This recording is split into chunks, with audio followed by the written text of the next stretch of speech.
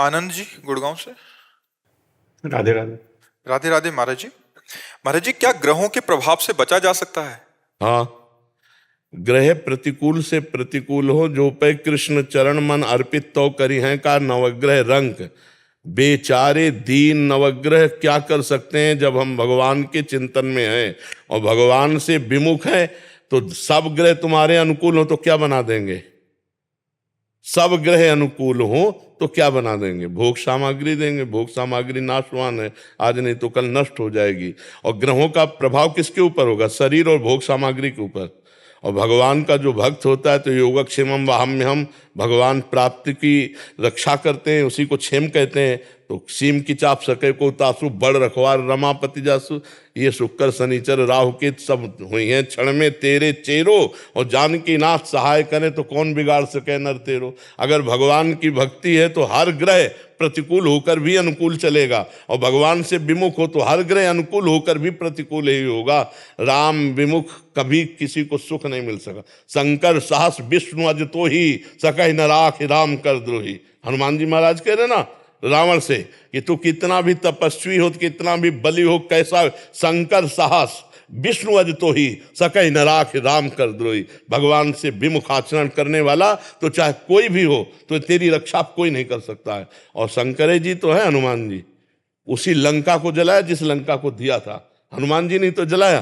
तो कौन सा ग्रह नक्षत्र रावण के अधीन नहीं था? हर ग्रह नक्षत्र उसके अधीन था। लेकिन क्या हुआ? सर्व विनाश हो गया।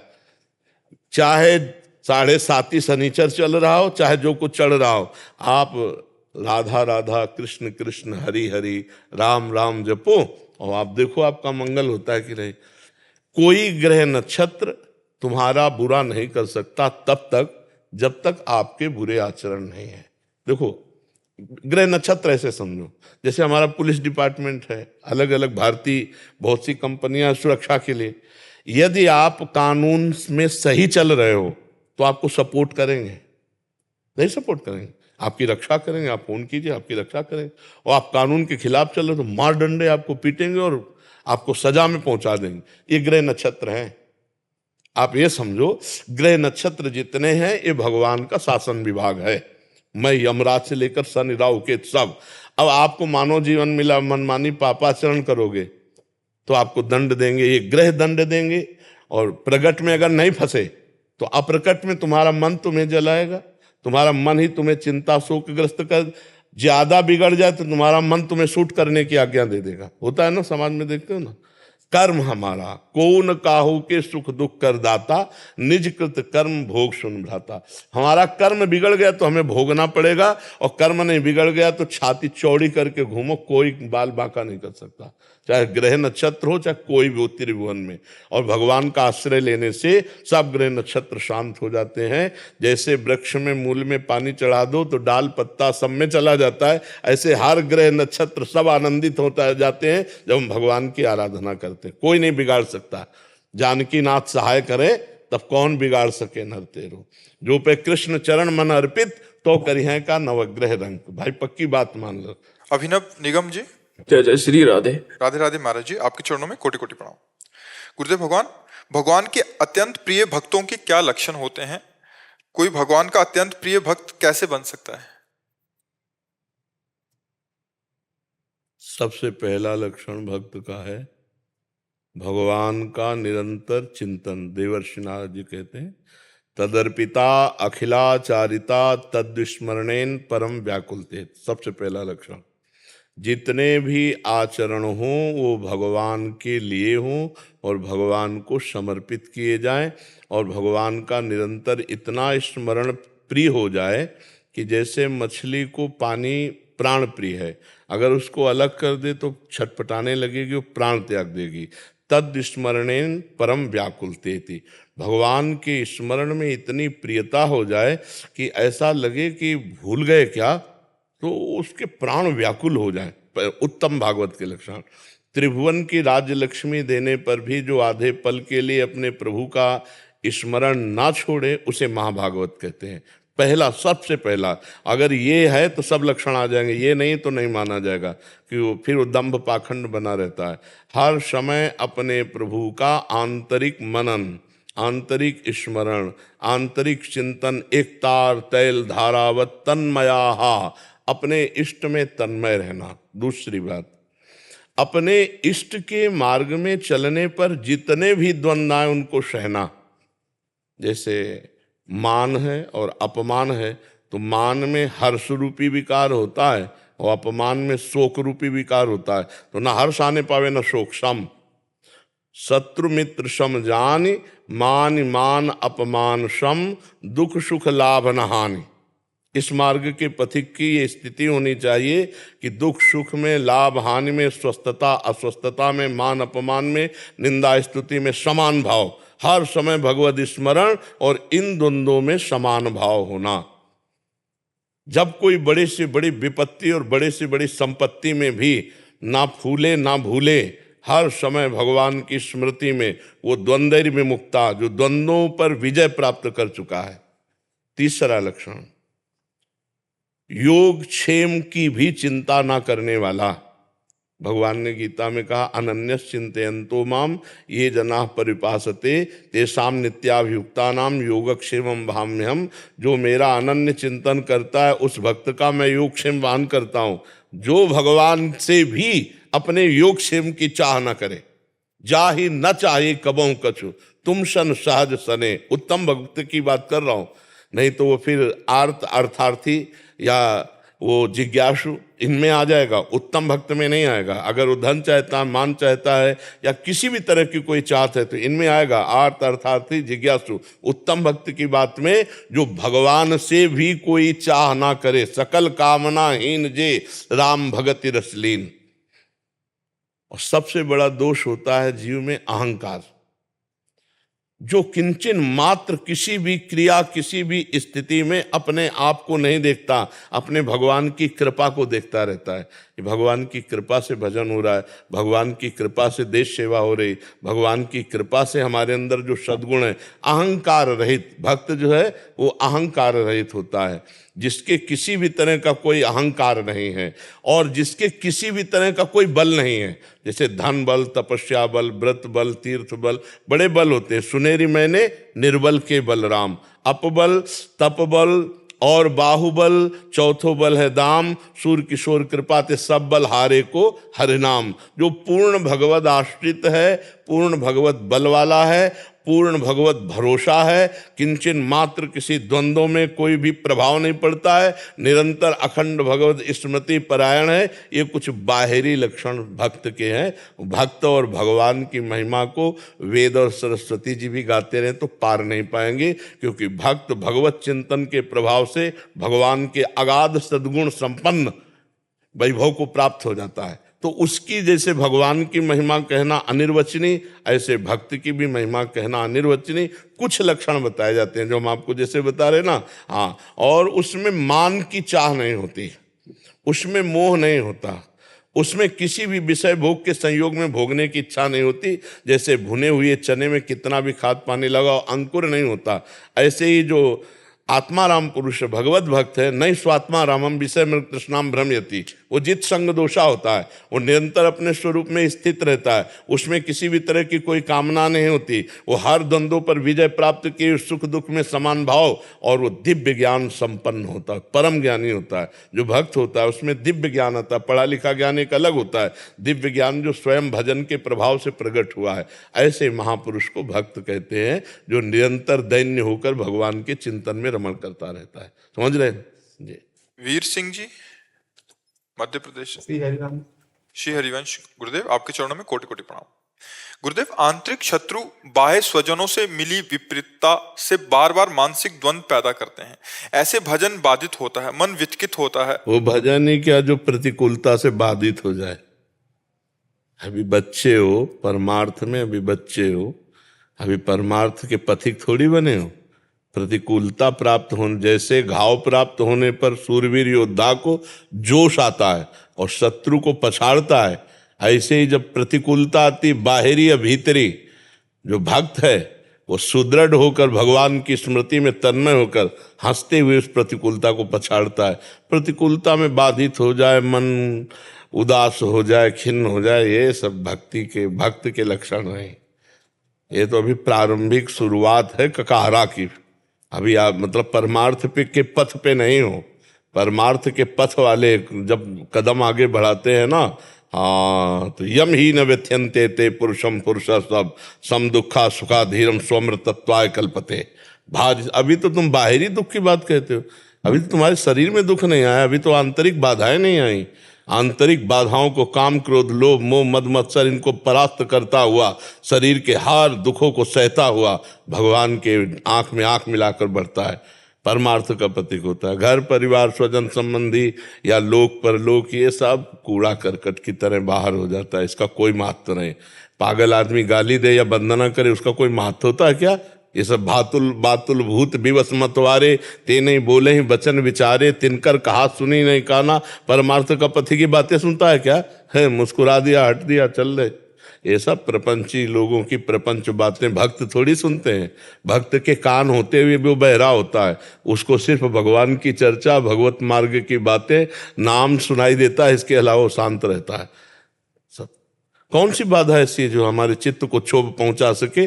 चित्तचोर में हमारा लगा हुआ है और वो आनंद समुद्र है, तो कौन सी बाधा पहुंचाएगी? शरीर को हमने पहले ही त्याग दिया मृत मान करके, इसको अपना थोड़ी माना। तो शरीर की बाधाएं ही होती हैं, आत्मा में कोई बाधा पैदा नहीं कर सकता। समझ पा रहे हो आप? शरीर में ही हो इसलिए तुमको सब बाधाएं लग रही, और शरीर बाधाओं का घर है इसलिए हमने पहले उसे त्याग दिया। ये शरीर केवल भगवत प्राप्ति के लिए ही है, बस इतना मानकर इससे अपनापन किया तो कोई परेशानी नहीं। अपमान हो रहा है तो इसका प्रारब्ध है, हम तो दृष्टा मात्र देख रहे हैं कि क्या हो रहा है। सम्मान हो रहा है इसका प्रारब्ध है, रोग बढ़ रहा है इसका प्रारब्ध है, सुख हो रहा है इसका प्रारब्ध है। हम तो सुख दुख रोग शोक हर्ष द्वंद्वों से अतीत, हमारा क्या बिगड़ जाएगा? अब जब तक ये ज्ञान नहीं होगा तब तक तो पीसना ही पड़ेगा ना। द्वंद्व पीसते रहते हैं, ये द्वंद्वों की चक्की सबको पीसती रहती है। बलवान मनो नाम जप करो, कहीं कोई संकट नहीं। क्या परेशानी? आप बोलो इस समय क्या परेशानी? आप बोलो इस समय आपको क्या परेशानी है? क्यों? क्योंकि आपने इस समय किसी भी परेशानी को स्वीकार नहीं किया है। आप इस समय सत्संग स्वीकार किए हैं, इसलिए आपको आनंद है। और यही स्वीकृति बराबर रखो तो क्या परेशानी है?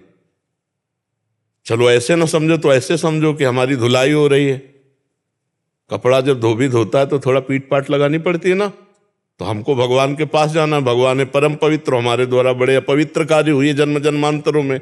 बिना सहे कोई महात्मा नहीं होता। महात्मा का पहला लक्षण है तितिक्षवः, सहनशील, मात्रा स्पर्शास्तु कौन्ते शीतोष्ण सुख दुखदा आगमा पायनो अनित्यास्तास तितिक्षस्व भारत। इनको सहना है। जब हम मृत्यु को वर्ण किए हुए बैठे तो हमारा अपमान या गाली या रोग ये सब क्या है? कुछ नहीं। जब हमने मृत्यु जैसे महान दुख को वर्ण कर लिया प्रभु के लिए, अब हमें क्या दुख है? कोई परेशानी नहीं। कीड़ा लग जाए, गलने लगे शरीर, लोग गालियां दें, निष्कासित कर दिया जाए, तिरस्कार हो जाए, इनका कोई मतलब नहीं है। अब मतलब रख रहो तो रो बैठो, दुखी हो, उद्विग्न हो। अरे तुम्हें कोई छू रहा है क्या? तुम्हें कौन छू रहा है? तुम्हारे शरीर की पिटाई हो तो भी तुम्हें कोई नहीं छू सकता। आपका स्वरूप क्या है और शरीर क्या है? तो शरीर के लिए बैठे रहोगे। बुढ़ापा आ गया जीवन भर इसको प्यार करते हुए, अब तो छोड़ो इनको। ये दुनिया का प्रपंच लादे हुए है ये शरीर। शरीर से केवल भगवत कार्य, भगवत भाव, भगवत मार्ग, बस इसका कोई महत्व नहीं है। सबकी ममता ताग बटोरी, मम पद मनहि बांध बर डोरी। हमारे तो सब कुछ प्रभु है। अब अगर हमें कोई गाली देता है तो मेरे प्रभु हमको पुष्ट कर रहे हैं, कोई सम्मान कर रहा है तुम्हारे प्रभु दुलार कर रहे हैं। दोनों में हमें कृपा और दुलार नजर आता है। जैसे कोई नमस्कार कर रहा है, कोई दुलार कर रहा है, मेरे प्रभु की दुलार वृत्ति है। गाली दे रहा, अपमान कर रहा, पीट रहा, मेरे प्रभु की कृपा वृत्ति है। मुझे पावन किया जाता है, मुझे पुष्ट किया जाता है। दुख होना ये भक्त के जीवन में नहीं। बड़ी से बड़ी भारी विपत्ति में भी, भारी संकट में भी दुख नाम की चीज नहीं। हम प्रभु से जुड़े, आनंद समुद्र से जुड़े, अब भी रोए, अब भी दुखी रहे यार। तो भजन काहे को कर रहे थे? भजन इसलिए नहीं किया जाता कि कोई संकट ना आवे, कोई विपत्ति ना आवे, कोई रोग ना आवे, कोई शोक ना आवे। सब आओ मिलके, सब मिलके हमारे ऊपर रहो, लेकिन हम तुम्हारे पे ना रह के प्रभु में रहें, इसलिए भजन। और जहाँ प्रभु में मन है ना, चित्त है ना, तो हर समय आनंदित रहता है, हर समय। कोई अपमान करे, कोई मान करे, कोई दुख आवे, कोई सुख आवे, इसी को से तो लड़ना हमारी साधुता है। साधन चाहे गृहस्थी हो चाहे विरक्त हो, परमार्थ का तो साधन वही। इससे लड़ा नहीं रो, अभी तो कुछ आया ही नहीं है। अभी तो अभी सूचना मिल जाए तुम्हें कैंसर हो गया तो भजन ही नहीं होगा। जब बाहर की छोटी मोटी बातों में तुम्हारा चित्त जो है जलन को प्राप्त हो रहा है, अभी सूचना आ जाए कि कैंसर होगा, नहीं बचोगे, अब नाचना चाहिए। नहीं बचेंगे ना, पक्का अब हरि के पास जाएंगे, राधा राधा राधा राधा राधा राधा। तो हमको जब मृत्यु जैसे भयावह सूचना में दुख ना लगे तब हमारी भक्ति पुष्ट हुई। हर इंद्री हमारे प्रभु से सुखी हो, हमारा मन सावई मना कृष्ण पदार विंदयो। क्या परेशानी है? किसी का दिमाग है, कोई निंदा करता है, कोई पाखंडी कहता है, कोई पूज्य कहता है, कोई भगवान का अवतार कहता है, कोई दम्भी कहता है। अलग अलग चश्मा है, जिसके जो चश्मा लगे हो। देख तुम क्या हो, भगवान के भक्त हो, तो तुम्हें विश्वास होना चाहिए कि मैं भगवान का भक्त हूँ। तो अलग अलग चश्मा है, देख रहे, तो हमको क्लेशित नहीं होना। पक्का समझ रहे हो ना? अब क्लेशित तो नहीं होगे। हाँ, जब कोई गाली दे, निंदा करे, अपमान करे, प्रतिकूलता करे, तो उस समय भागो भगवान की शरण में। हे नाथ, हे करुणा में बचाना। शब्दों के बाण चल रहे, नाथ आप बचाना, राधा राधा राधा। तो उसी समय प्रभु ऐसा ज्ञान बल दे देंगे कि आप बच जाओगे। और अगर उसमें लगोगे कि ये देखो हमारा पुत्र होकर के हमको ऐसा बोलता है, हमारा भाई होकर मर गए, फिर तो क्लेशित हो जाओगे, अशांत हो जाओगे। साधक वहीं भ्रष्ट होता है जहाँ प्रभु से बिलग होता है। का हनुमंत विपत्ति प्रभु सोई, जब तो सुविरल। हाँ, हरि स्मृति सर्व विपद विमोक्षणम। भगवान का चिंतन चल रहा है मधुर मधुर। अब क्या वो गाली दे रहा है, हम राधा राधा जप रहे, क्या परेशानी है? ठीक है जी। नरेंद्र पाल सिंह जी। राधे राधे। गुरुदेव राधे राधे। गुरुदेव, भगवान शिव अपने भक्तों की भक्ति का ट्रांसफर करते हुए देखे गए हैं कि मतलब जैसे उनके अनन्य भक्त रहे, आप भी रहे, इन्होंने आप लिखा है, और भी काफी दूसरे भक्तों को देखा जो ऐसे रहे, उनको फिर भक्ति मार्ग पे भेज दिया। महाराज जी, उधर ही क्यों न स्थित कर दिया उनको? बगीचे में हर पुष्प थोड़ी सेवा में पहुंच जाता है। क्यों? पूरे बगीचे में अब वो तो माली का है कि जो मन में आया, फूल देखा और चमका फूल, तो उसको उठाया, श्री जी तक पहुंचा दिया। अब हर फूल तो माली का नहीं पहुंच जाता, जो श्री जी के श्रृंगारे में लगे जाके। कुछ फूल जाते हैं 100 यात्रा में, नहीं 100 यात्रा में फूल, कुछ सुहागिनी के सौभाग्य में, कुछ लाडली के श्रृंगार में। बगीचा है संसार। तो ऐसे ही अलग अलग भगवान जहाँ भजन मार्ग में लगे हैं, तो देखा कि ये फूल लाडली लायक है, तो उठाया और भेज दिया। भगवान शिव रूपी माली ने इस जगत रूपी बगीचे में प्रेमानंद नामक फूल को उठाया और लाडली जी के चरणों में चढ़ा दिया। अब क्यों चढ़ा दिया वो माली से पूछो, अब हम क्या बताए। है तो अब इसमें मेरा कोई योगदान थोड़ी, मेरी कोई तपस्या थोड़ी है। ये तो देवाधिदेव महादेव भगवान शंकर की कृपा। अब उनके बगीचे के फूल थे और उन्होंने चयन किया और लाडली जी के चरणों में चढ़ा दिया। तो अब भाई इस क्यों चढ़ा दिया, तो आपको काशी जाना पड़ेगा और काशी विश्वनाथ जी से बात करनी पड़ेगी कि आपने क्यों चढ़ा दिया। तो आप ही बहुत है गुरुदेव। तो इसमें होता है, महादेव जिस पर बहुत प्रसन्न होते हैं, बहुत प्रसन्न होते हैं। जैसे नरसिंह मेहता से प्रसन्न हुए, बहुत प्रसन्न हुए, तो सीधे रास में ले गए। प्रिया प्रीतम उनके हृदय का विषय है। तो ऐसे शिव जी प्रसन्न हुए, हमें वृंदावन भेज दिया, प्रिया प्रीतम में लगा दिया। बकाया हम कहीं नहीं हैं वृंदावन आने में और प्रिया प्रीतम की उपासना, हम कहीं नहीं हैं। हम ये देखते हैं कि हमको ट्रांसफर किया गया, भगवान शिव हमको ऐसे प्रियाजू के चरणों में समर्पित कर दिए। तो इसमें भगवान शंकर ही जानते हैं क्यों भेजा। हम जैसे पहला स्फुरण कैसा होगा वृंदावन, दूसरा चल बाबा रासलीला हो रही देख ले। अब इसमें हम कहीं नहीं थे, रासलीला देख के लगा प्रिया प्रीतम के बिना हम नहीं जी सकते, भेज दिया महादेव जी ने वृंदावन भेज दिया। इनमें जा पर कृपा न करें पुरारी, सो न पाओ मुनि भगति हमारी। ये भगवान शिव ही इस जन्म में ना सही तो किसी जन्म में शिव उपासना बनी, तभी श्री श्यामा जी के चरणों की शरण मिल सकती। पूज्य राधा बाबा भगवान शंकर के अनन्य उपासक, तो देखो इतना किशोरी जी से प्यार की राधा बाबा ही कहे जाने लगे, राधा राधा राधा राधा राधा राधा। तो ये महादेव जी कृपा ही करते हैं, वैष्णवा नाम यथा शंभु, भगवान परम वैष्णव है तो कृपा करते अपने हृदय का प्रेम धन प्रदान कर देते हैं।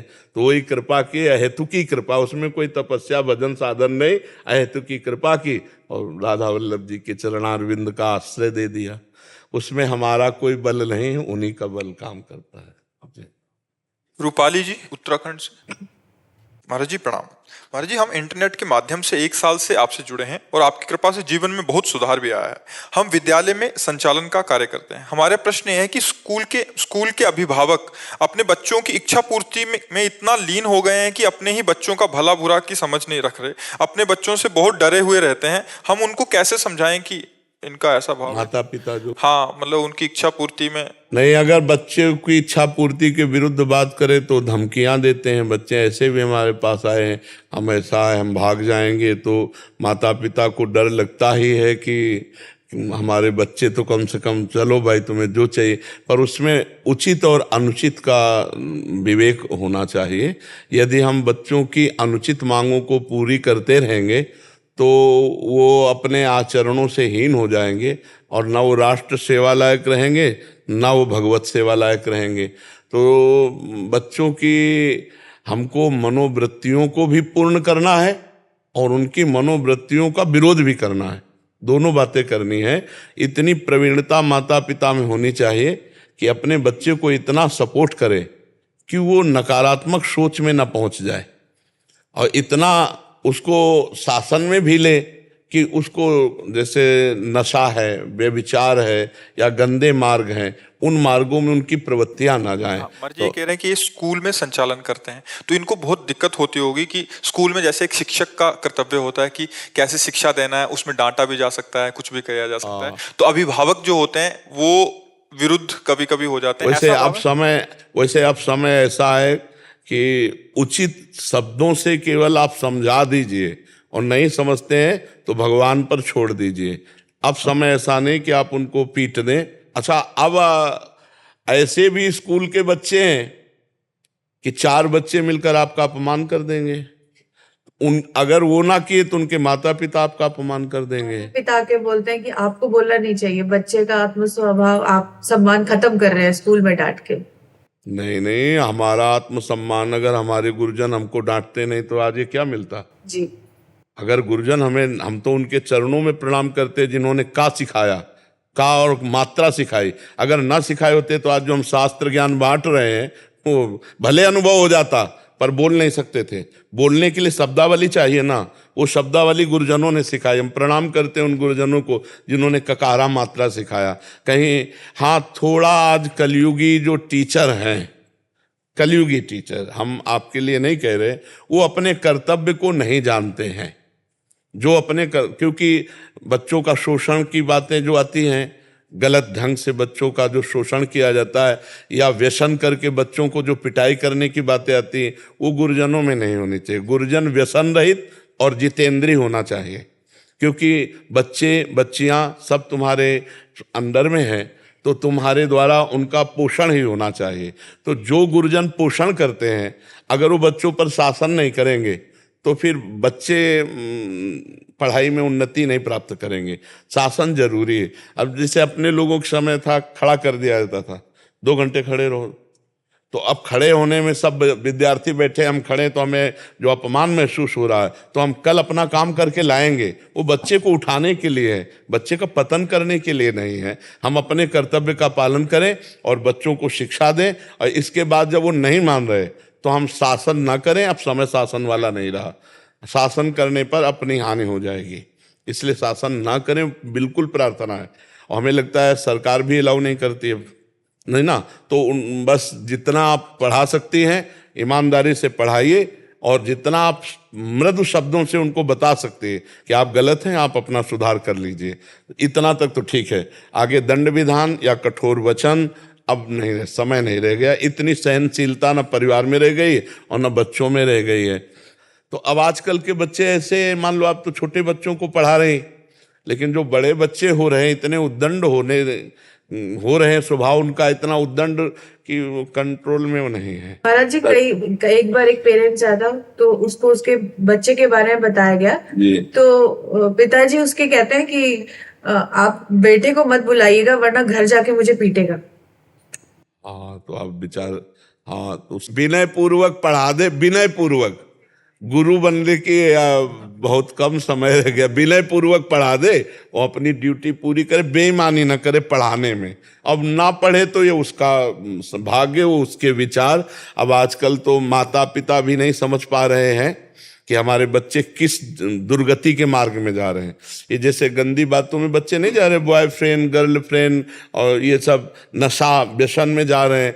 छोटे छोटे बच्चे जिनको गुरु का शासन नहीं, माता पिता का शासन, बीड़ी सिगरेट एकांत में पीते हैं, क्योंकि माता पिता पीते हैं ना, तो उनको लगता है कि क्या स्वाद है, तो वो ऐसा देखते। आचरण विहीनता बढ़ती चली जा रही है, असभ्यता बढ़ती चली जा रही है। ये तो पता नहीं भगवान की कौन सी कृपा है कि कलयुग में और इस समय नए नए बच्चे थोड़ा संतों से श्रद्धा कर रहे हैं, थोड़ा सत्संग सुन रहे हैं। सुबह जैसे हम आते हैं तो 40-50 हजार में 1000 तो मान लो वृद्ध नहीं, पूरे के टोटल सब नौजवान बच्चे बच्चियां होते।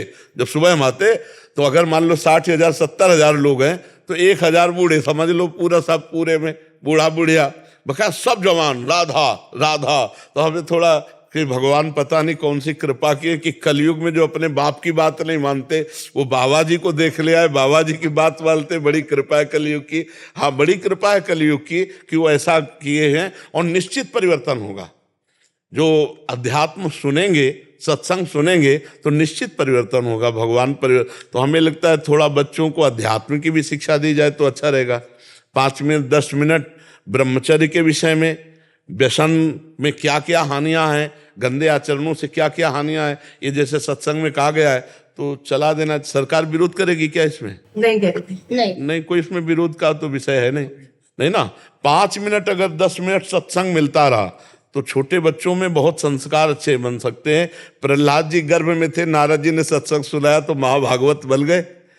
अभिमन्यु जी गर्भ में थे और उत्तरा के, और अर्जुन जी ने सुनाया तो 6 व्यू का भेदन करना उनको ज्ञान आ गया था।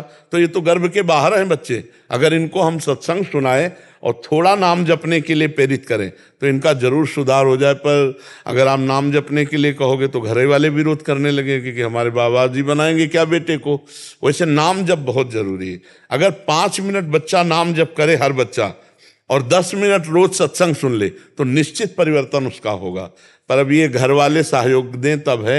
अगर आप स्कूल में नाम जप के लिए कहोगे तो आपका विरोध शुरू हो सकता है। नहीं महाराज जी, ये रामायण करवाई थी स्कूल में, तो बच्चों ने जोर जोर से नारे लगाए थे जय श्री राम।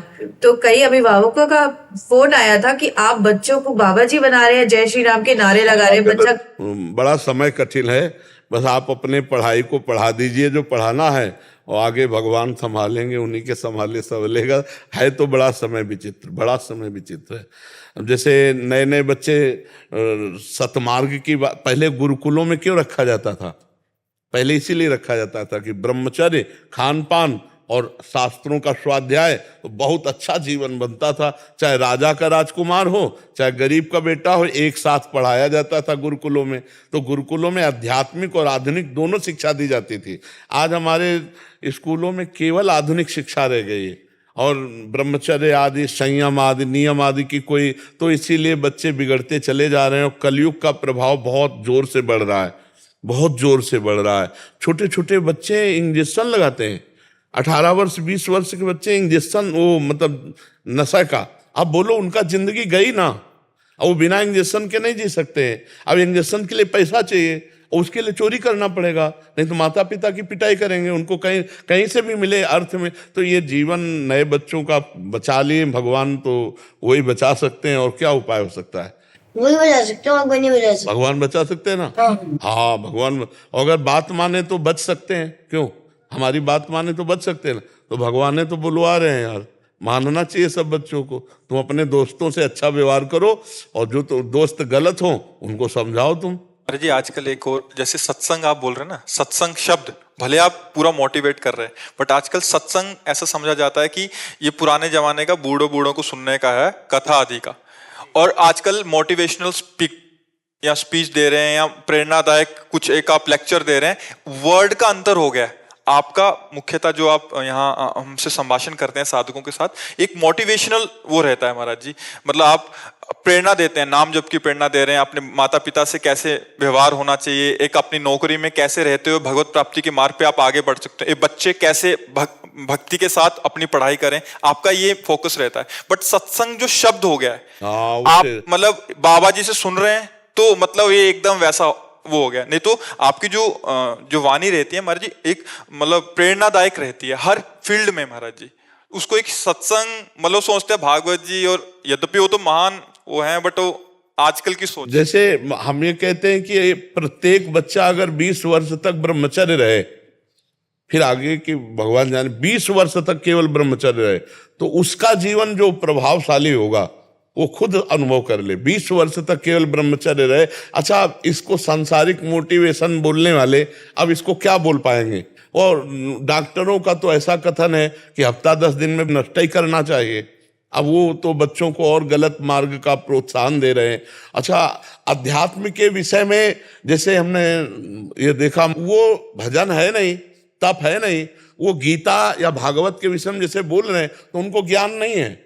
शब्दार्थ, भावार्थ और रहस्यार्थ, तो ना भावार्थ उनको समझ में आ रहा है ना रहस्यार्थ। वो शब्दार्थ को पकड़कर केवल शब्द बोल देते हैं, तो उससे लाभ नहीं प्राप्त हो पाएगा। लाभ प्राप्त होगा जो आचरण में उतारे, जो तपस्या संपन्न हो, जो भजन परायण हो, तभी तो उसका उपदेश काम करेगा। नहीं तो वो उपदेश एक व्यापार मात्र हो जाएगा और वो उपदेश काम नहीं करेगा। जैसे आपने बोला कि सुबह हम जब आपके साथ आते हैं तो 50,000 लोग, बच्चे मतलब न्यू जनरेशन होती है हमारी जी, ये सभी नौकरी करते हैं, ये सभी व्यापार करते हैं, इनका सबका परिवार है, अपने अपनी फील्ड में कार्यरत हैं।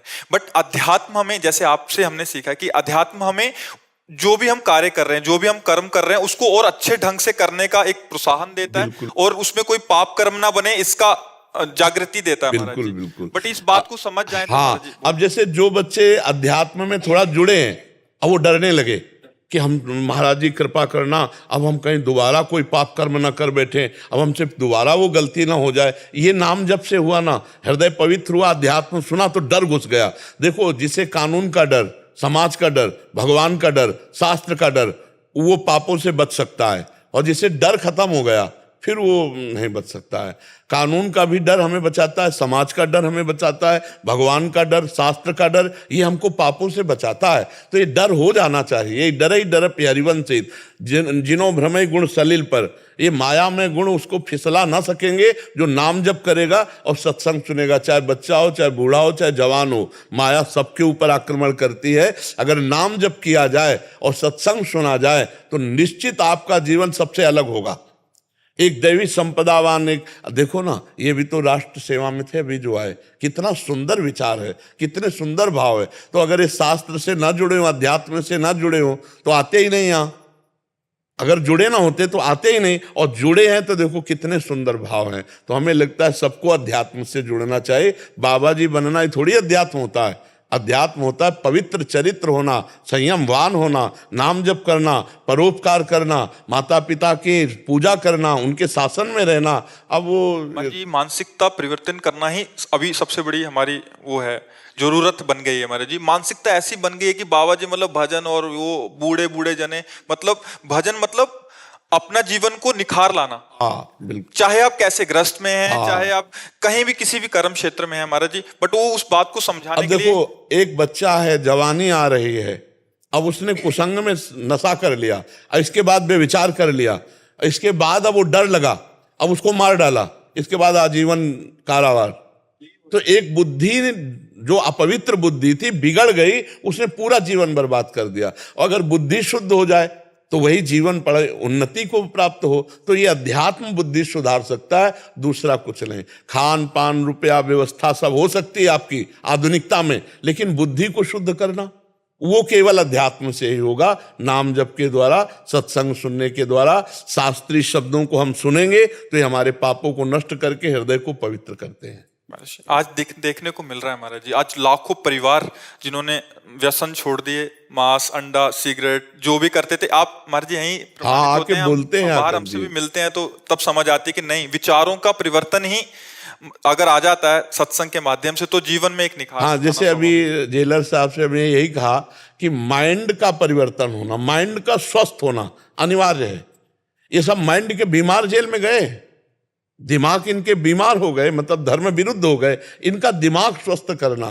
तो इसीलिए वो कि जैसे प्रवचन करता है, अच्छे अच्छे धर्म की वास्तविक बात बताते हैं, तो अगर जेल पहुंचे उनको ले जाया जाए और वो बैठ करके सुने तो उनकी बुद्धि बदले। तो कह रहे हैं ऐसा करते हैं, ऐसा करते हैं। धर्म ही बदल सकता है, अध्यात्म ही बदल सकता है बुद्धि को और समाज को भी। दिनेश जी दिल्ली से। राधा वल्लभ श्री हरिवंश। श्री हरिवंश महाराज जी, आपके चरणों में कोटि कोटि प्रणाम।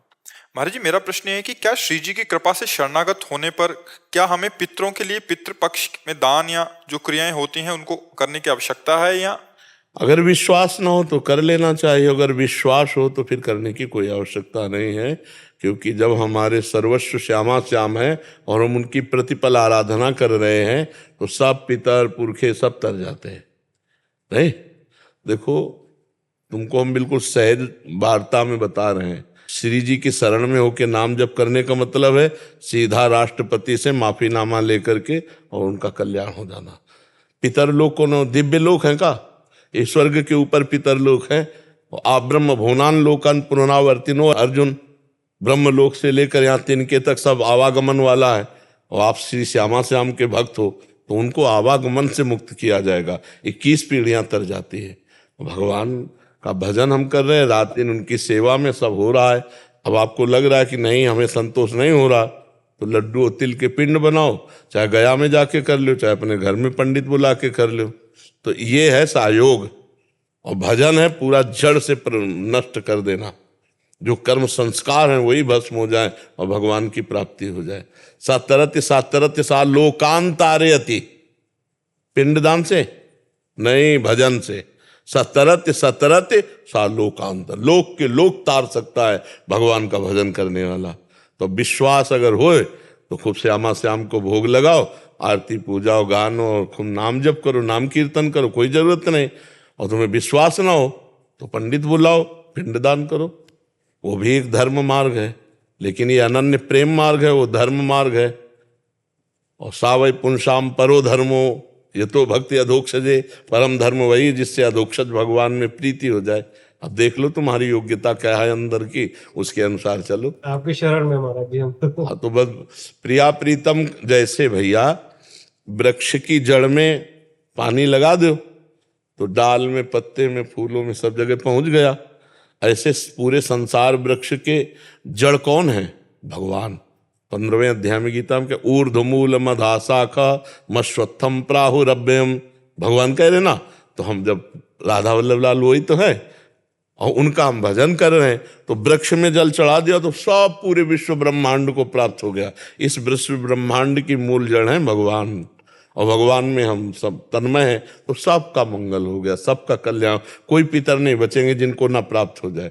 जैसे हम पकौड़ी बनाते तो एक एक पकौड़ी में नमक थोड़ी डालते हैं, फेंट में डाल दिया, हर पकौड़ी में हो गया। तो राधा वल्लभ ध्याय के और ध्याये कौन, व्यासें देत बने नहीं बरी बरी प्रतिलोन। हरिराम व्यास जी कह रहे कि एक एक पकौड़ी में अलग अलग से नमक देने की जरूरत नहीं, फेंट में डाल दिया। सबके फेंट हैं राधा वल्लभ लाल, वही सब बने हैं और उन्हीं की हम पूजा कर रहे हैं। तो हमें अलग से अब किसी देवी देवता पितर आदि की आराधना करने की, हमें हमारी जो उपासना है वो अनन्य है। अब हमारे से जो जुड़ेगा तो अनन्य हो जाए तो जुड़ा। अब नहीं, अगर आप पर्सनल पूछो तो हम कह रहे हैं पंडित बुलाओ, पिंडदान करवाओ, पितर चल रहे हैं, पितर पक्ष करना चाहिए। अब जब कहोगे श्यामा श्याम तो बिल्कुल नहीं करना चाहिए। सब पितरों के पितर है, उन्हीं की तृप्ति में सबकी तृप्ति। लाडली जो मुस्कुरा दिए सब हो गया, सब हो गया। हाँ, तो बस ऐसे चलो। अच्छा,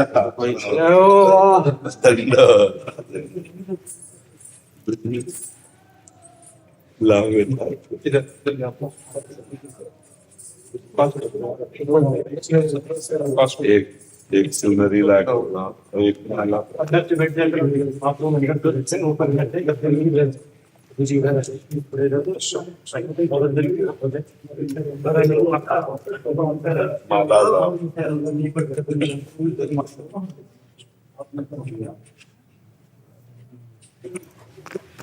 क्या सेवा कर रहे हैं? प्राण प्यारी मैं जी एक पद सुना लूं मैं। सुनाओ। नाहं वसामि वैकुंठे योगी नाम हृदय नच मद वक्ता यत्र गायन्ति तत्र तिष्ठामि नारदा। एक बार नारद जी बीना बजाते हुए मधुर मधुर गाते हुए मेरे पास आए और उनने मुझसे कही कि हे महाराज तुम कहाँ निवास करो। मैंने उनसे कही ना वसु वैकुंठ में ना योगी यही माई जहाँ भक्त गायन करे वसु सुसंसनाई। मैंने उनसे कही जहाँ ना तो मैं वैकुंठ में बसूंगा ना मैं कोई योगी मुनि के ही में बसूंगा। जहाँ मेरे भक्त प्रेम से गायन करेंगे वे तो वही बसूंगा। यहाँ में कोई संत ना है। जो तू आवे एक पग मैं आऊं पग 60 और जो तू कर रहा काट सो तो मैं लोहे की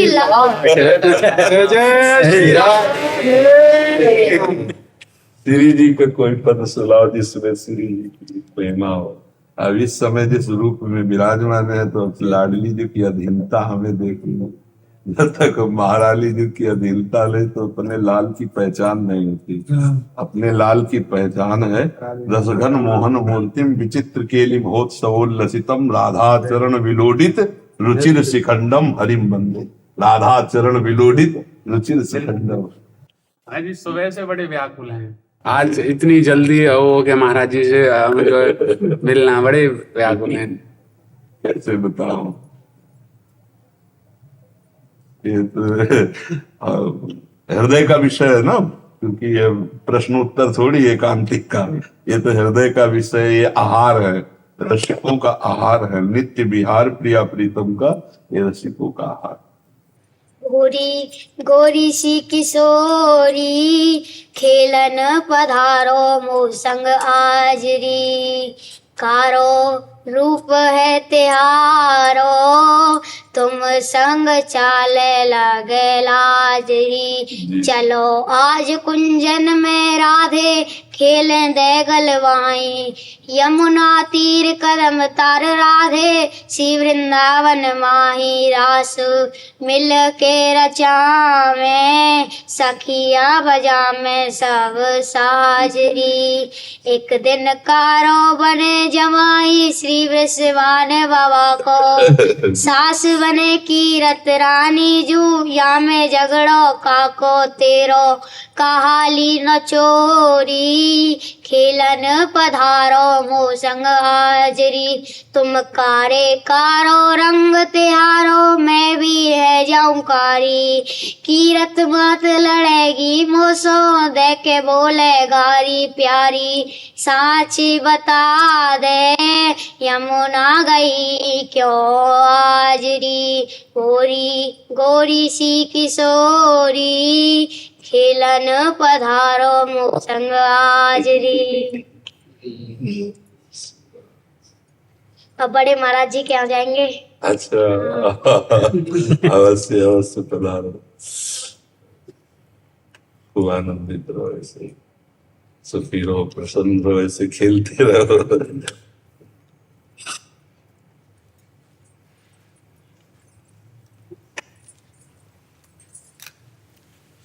बोल बरसाने वाली श्रीमान दुलारी जय जय श्री राधे श्री राधे।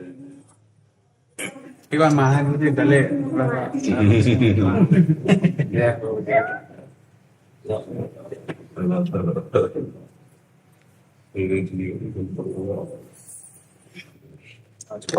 युगल सरकार युगल के रूप सरकार में भी आएंगे। हाँ जरूर आओ जरूर। आज अच्छा थी राधा वल्लभ जी के रूप में क्या ऐसे ही चलेंगे। हाँ एक में भी दो एक रूप में ही, बेल हाँ। प्यारी बनी सुप्रीतम प्रेम तमाल दो मन मिली एक है। बरसाने में महाराज जी गहवर में नित्य लीला भूमि ही है। महर्षि आप अभी जेल विभाग से कुछ अधिकारी जन और मंत्री जी हैं, तो महर्षि आपकी कोई मार्गदर्शन जिससे और अच्छे से हम सेवा कार्य कर सकें। देखो, कुमार्गगामी प्रवृत्तियों का आचरण करके जो जेल जाते हैं, जेल की तो बात पूछे आप। जी महाराज जी, जेल हाँ, तो उसमें दो प्रकार के व्यक्ति होते हैं। एक होते हैं जिनका व्यसन है, स्वभाव है कुमार्गगामी प्रवृत्तियों को करना, और एक होता है परिस्थिति वशात घटना घट जाना। तो जो परिस्थिति वशात घटना घट करके गए हैं उनका सुधार तो किया जा सकता है, लेकिन जिनका स्वभाव और व्यसन ऐसा है उनका परिवर्तन नहीं किया जा सकता, क्योंकि वो दुष्ट स्वभाव के। जो पे दुष्ट हृदय सोई होई, मोरे सन्मुख आव की सोई। दुष्ट का स्वभाव परिवर्तन होना बड़ा कठिन है। जैसे बांस में आप कितनी भी खाद लगा दो, केला और सेव नहीं लग जाएगा। मूरख हृदय न चेत, चाहे गुरु मिले बिरंच सम, फूलई फरई न बेत, फूलई फरई न बेत, वो नहीं। तो जो दुष्ट स्वभाव के हैं वो तुम्हारी भावना का उपहास करेंगे और थोड़ी देर बैठ भी जाएंगे, लेकिन उनका परिवर्तन नहीं होगा। खलौ करें भली पाए सुसंगु, और मिटे न मलिन स्वभाव अभंगु, उनका स्वभाव परिवर्तन। हाँ, जो घटना परिस्थिति बस हो गए, वो तो आपको अगर थोड़ा भी सौहार्द दिखाएंगे तो रो पड़ेंगे कि पता नहीं मेरे से कैसे हो गया, और मैं नहीं करना चाहता था, मैं सुधरना चाहता हूँ। तो हमें लगता है ऐसे लोगों को सत्संग सुनाया जाए, अध्यात्म ही सुधार सकता है और कोई उपाय नहीं है। भगवान का नाम जप करें। अगर आजीवन कारावास मिल गया है तो अपने जीवन को अब सही ढंग से चलावें, जो जेल की मर्यादा उसके अनुसार रहे, नाम जप करें और उनको सत्संग सुनाया जाए। हम ये तो नहीं कह सकते जिनको सजा हो गई वो मुक्त हो सकते हैं, नहीं। प्रायश्चित भोग लेंगे और नाम जप करेंगे, सत्संग सुनेंगे, सही ढंग से चलेंगे तो उनकी उन्नति हो जाएगी। जेल से वो परमात्मा प्राप्ति कर सकते हैं, जेल से वो महात्मा की गति को प्राप्त कर सकते हैं। अगर वो सुधरना ना चाहें तो फिर चाहे ब्रह्मा जी आ जाए तो उनको सुधारना बहुत कठिन है, नहीं सुधर सकते। जो जिनका केवल व्यसन ही है दुराचार करना, हिंसा करना, दूसरे का धन हड़पना, ऐसे जिनका स्वभाव बन चुका है, उनका परिवर्तन भगवान चाहे तो कर सकते हैं, दूसरा और कोई उपाय नहीं। सत्संग से उनका परिवर्तन हो सकता है जो परिस्थिति वसात घटना में फंस गए, परिस्थिति ऐसी आ गई कि उन्होंने ऐसी क्रियाएं कर दी, तो उनको नाम सुनाया जाए, उनको सत्संग सुनाया जाए। हमें लगता है शास्त्रों का प्रवचन अगर सुनाया जाए तो परिवर्तन हो सकता है। क्या सुनाया जाता है? कोई ऐसा प्रोग्राम होता है मतलब दिन में या महीने में जिससे? जी होता है मुझसे। अच्छा, मतलब स्वयं पढ़ाया जाता है या संतों के प्रवचन सुनाए जाते हैं? बहुत सारे संत हैं, कुछ मनोवैज्ञानिक जी आते हैं लोग। अच्छा, जैसे बुक्स वगैरह है, किताब काफी दी जाती है जी वो मतलब डिप्रेशन में न जाए जी। इस तरीके की। तो परिवर्तन आपको दिखाई देता है? जरूर। हाँ, तो अध्यात्म, भगवान का नाम और भगवान की चर्चा और जीवन का उद्देश्य अगर ये बताया जाए तो जो गलती हो गई है उसका तो दंड मिल ही रहा है, उनका हृदय पवित्र हो रहा है क्योंकि वो अपनी सजा काट रहे हैं। अब उस समय नाम जप करना, भगवत चिंतन करना, और अगर कहीं ऐसा अवसर हो कि कभी छूट कर फिर समाज में जाएं तो हमारी समाज उनका आदर करे, उनको घृणा बुद्धि से ना देखे। और अगर घृणा बुद्धि छोड़ करके हम उनको प्यार करेंगे तो वो लोग फिर समाज में बहुत अच्छे व्यक्ति की तरह जीवन व्यतीत कर सकते हैं। और अगर ऐसे आए हुए लोगों से जो घृणा नफरत करते हैं तो फिर उनमें एक द्वेष का बीज बो जाता है और वो समय आने पर फिर वही क्रिया करा सकता है। इसलिए समाज को भी चाहिए कि जो सजा भोग कर आए हुए व्यक्ति हैं उनको बहुत सम्मान दे, क्योंकि वो अपना प्रायश्चित कर चुके हैं और वो समाज में सही ढंग से मनुष्य बनकर जीना चाहते हैं, तो समाज को भी अवसर देना चाहिए। और उनको वहाँ जो जेल में है उनको इतना पुष्ट करना चाहिए भाव से कि वो आगे कोई गलती का भाव ना रख पावे सत्संग के द्वारा, या अन्य जो गणमान्य ऋषिजन है या उपदेष्टा हैं या प्रवचन करता है उनके द्वारा। शारीरिक स्वस्थ होना कोई खास बात नहीं है, विचार का स्वस्थ होना बहुत जरूरी है।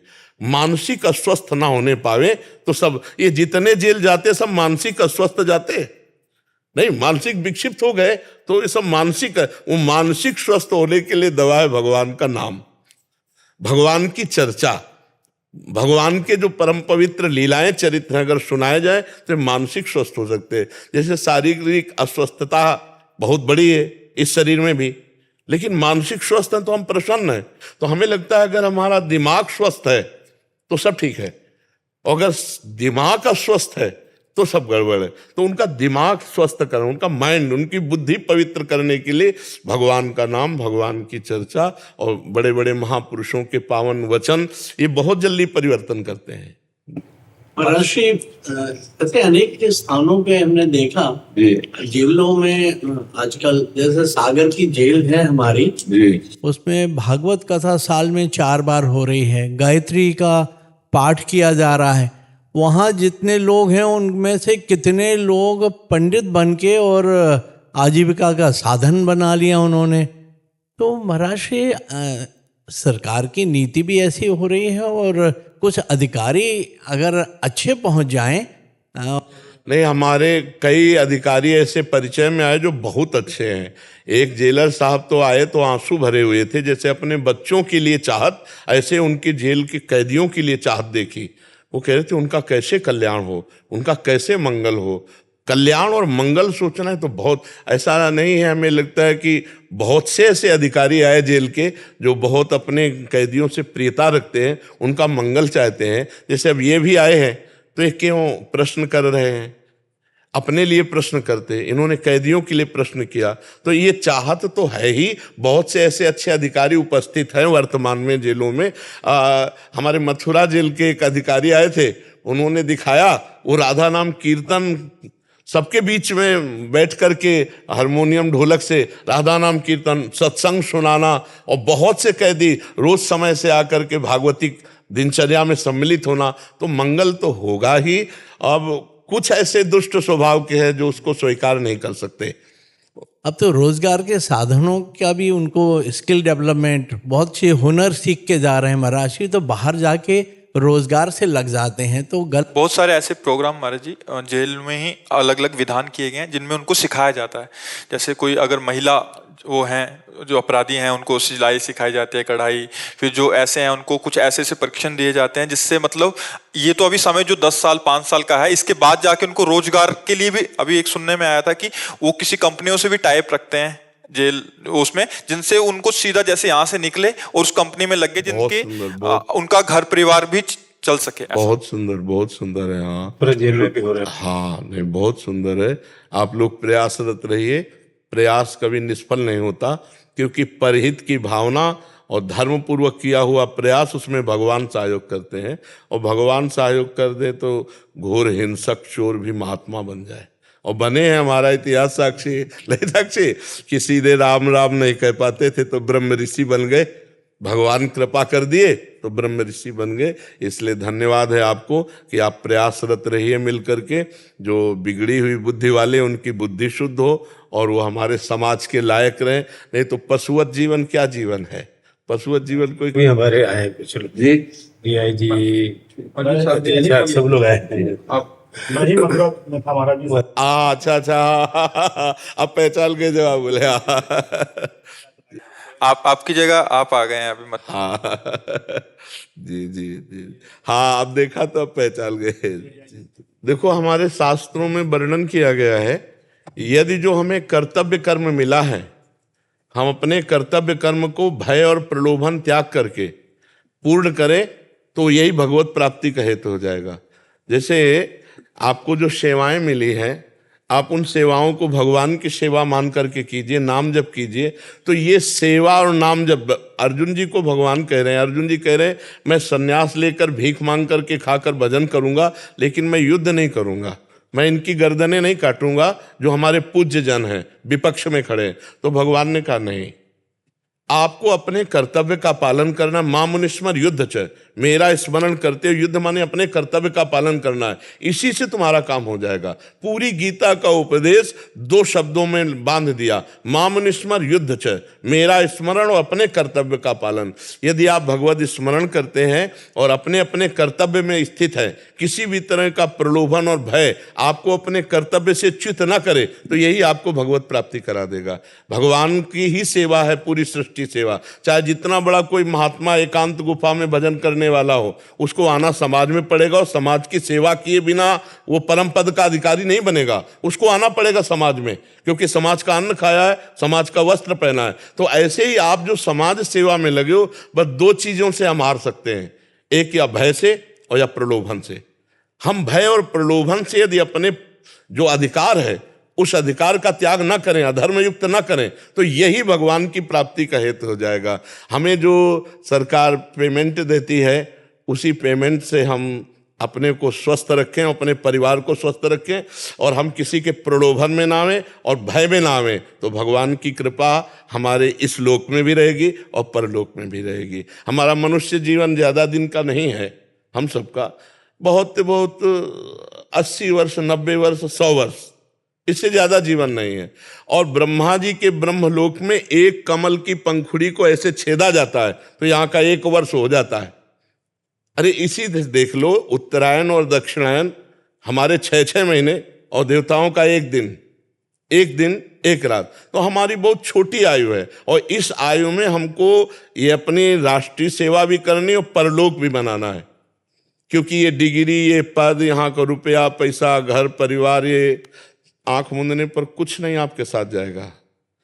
आपके साथ परलोक में आपका किया हुआ सत्कर्म या दुष्कर्म यही साथ जाएगा। तो हमें लगता है कि दुष्कर्म हमसे होने ना पावे, और दुष्कर्म करके जो आए हैं उनको भी हम सत्कर्म के लिए प्रोत्साहन दें, और वो भी स्वस्थ रहें और हम भी स्वस्थ रहें, भगवान का चिंतन करें। जी, हमें ये बहुत अच्छा लगा कि हमारे भारतीय जेलों में ऐसे भी सहृदय लोग रहते हैं। जी महाराज जी। हाँ, कैदियों के प्रति बड़ा सौहार्द है, बहुत अच्छी बात है। महाराज जी, आपको कैदी बहुत सुनते हैं। अच्छा, आपको बहुत सुनते हैं और बहुत प्रभावित। हाँ, भगवान की कृपा है, क्योंकि अगर ये सुन कर के थोड़ा जीवन सुधार लें तो कष्ट से मुक्त हो जाए ना। हाँ, हम कह रहे हैं आजीवन कारावास है और वहाँ भी नाम जप करने लगे, भगवान का चिंतन करने लगे तो भव कारागार से मुक्त हो जाएंगे। उस कारागार से क्या, भगवान का नाम तो संसार समुद्र से पार करने का सुदृढ़ नौका है, सुदृढ़ नौका है। आपकी सहज भाषा से बहुत ज्यादा प्रभावित है। हाँ, हम पढ़े लिखे तो हैं नहीं, भगवान के आश्रित हैं, इसीलिए ये बात है। एक होती विद्वता का ज्ञान और एक होता है भगवान के द्वारा दिया हुआ ज्ञान। तो अब जैसे जो कुछ बोलते हैं वो, हम कोई ज़्यादा विद्वान तो है नहीं, पढ़े लिखे नहीं, तो भगवान जो प्रेरित करवाते हैं, मूकम करोति वाचालम पंगुम लंघेते गिरिम यत् कृपातम हम वंदे परमानंद माधवम। तो वही बात आप लोगों के हृदय में जा कर के आनंद प्रकट करती, क्योंकि भगवान ज्ञान देते हैं, भगवान बुलवाते हैं। अब पढ़ लिख के बोल तो बहुत सब ज्ञान विज्ञान है ही है सबको, पर भगवान जो देते हैं उससे जगत मंगल होता है, उससे बड़ा मंगल होता है, क्योंकि भगवान प्रेरित करते हैं ना। अब वो किसी को निमित्त बना ले, उनकी सब ऑफिसें हैं, किसी भी ऑफिस से बोलने लगे तो ये है।